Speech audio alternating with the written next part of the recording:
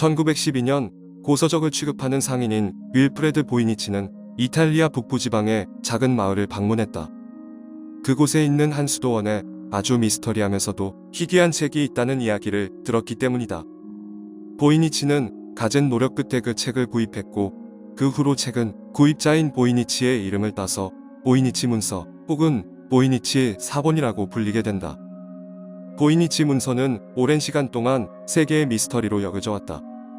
이 책은 지금까지 그 누구도 해독하지 못한 미지의 언어로 쓰여 있기 때문이다.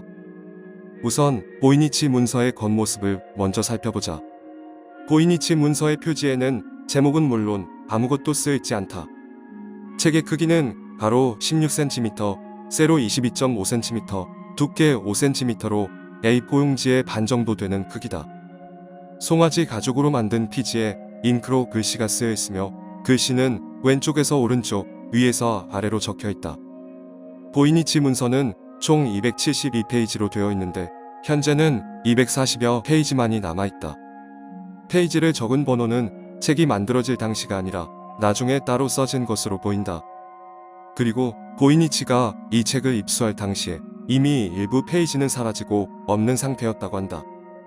보이니치 문서를 발견한 당시부터 여기에 써진 문자가 어느 계통의 언어인지조차 짐작할 수 없었고 정체불명의 문자로 인식되었다.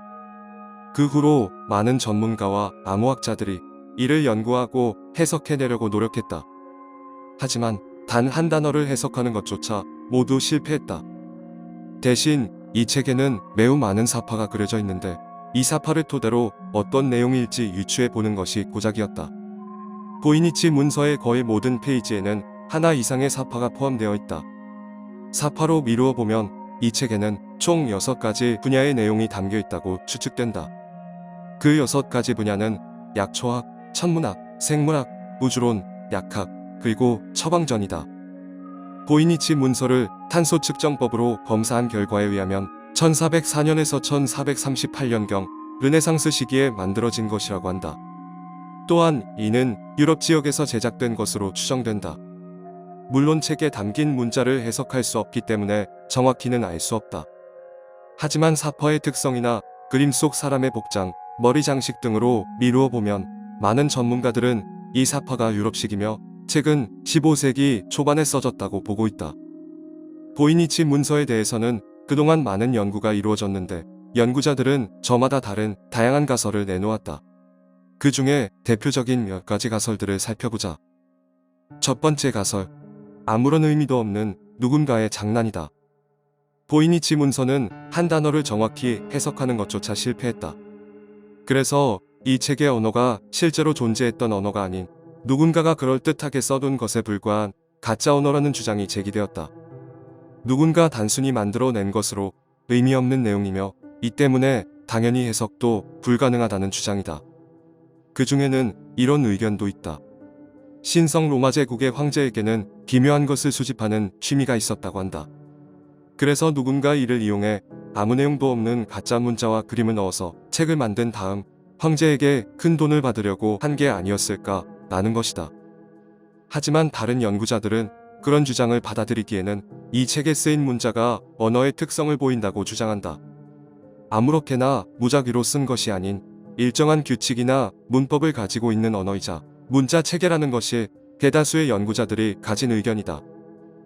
두 번째 가설, 아나그램 혹은 암호다. 이 문서에 쓰인 언어가 일종의 아나그램이라는 주장도 있다. 아나그램은 단어나 문장을 구성하고 있는 문자의 순서를 바꾸어 전혀 새로운 단어나 문장을 만들어내는 것을 뜻한다. 예를 들어 엘비스의 철자 순서를 바꿔 단어를 하나 만들면 라이브즈가 된다. 이렇게 만들면 겉으로 보아서는 전혀 어떤 뜻인지 알 수 없는 암호가 된다. 이렇듯 일부에서는 보이니치 문서 전체가 일종의 암호처럼 사용된 아나그램일 가능성을 주장하기도 한다. 하지만 그렇다면 이렇게 많은 내용을 누가 무슨 목적으로 암호화했는가 라는 문제가 제기된다. 또한 이것이 정말로 아나그램이라면 저자 말고는 영원히 해석이 불가능하게 될 가능성이 크며 지금까지의 해석 시도 또한 무의미해진다. 한편 보이니치 문서에서는 일부 페이지가 사라지고 없는데 그 중에는 맨 뒤에 새 페이지도 포함되어 있다. 그래서 이러한 주장을 하는 이들 중에서는 사라진 맨 뒤의 세 페이지에 암호 해독을 위한 설명서가 있었을 것이라고 추정하기도 한다. 세 번째 가설, 사라진 초고대 문명 혹은 외계인의 언어이다. 이 책에는 몇 가지 미스터리가 있다. 그 중 하나가 천문 분야의 은하에 대한 것이다. 이 책에는 은하와 은하수를 그려놓은 그림이 담겨 있다. 이 책이 1438년 즈음에 만들어졌다면 이때는 은하는 물론이고 태양계의 모습조차 밝혀지지 않은 시점이다. 그런데 보이니치 문서에 그려진 은하수의 모습은 오늘날 천체망원경으로 확인된 은하수의 모습과 거의 동일하다고 한다. 이 때문에 보이니치 문서에 담긴 문자가 초고대 문명 시대의 언어라는 주장이 나왔다. 오래전 고대에 사라진, 예를 들면 신화 속의 아틀란티스나 유대륙과 같이 상당히 발달된 문명의 언어가 아닐까 하는 것이다. 그런데 보이니치 문서는 15세기에 제작된 것으로 밝혀졌다.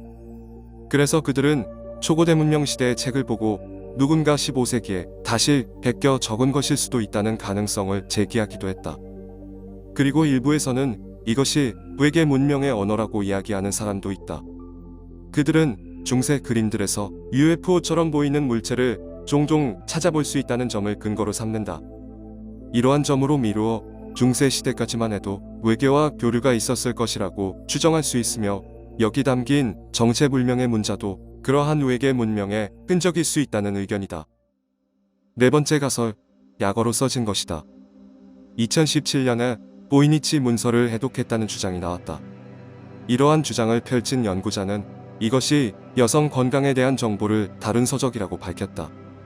그는 이 책의 언어가 암호처럼 보이는 것은 의학과 관련된 단어를 주로 약자 위주로 적었기 때문이라고 설명했다. 예를 들면 아로마틱스를 그냥 AR이라고만 적고 아쿠아를 그냥 AQ라고만 적는 식이다.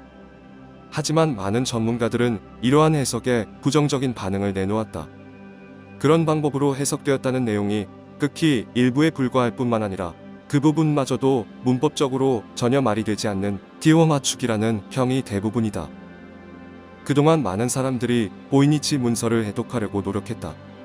그 중에는 실제로 전쟁에서 활약한 뛰어난 군사암호 전문가들도 있었고 언어학자들도 있었다.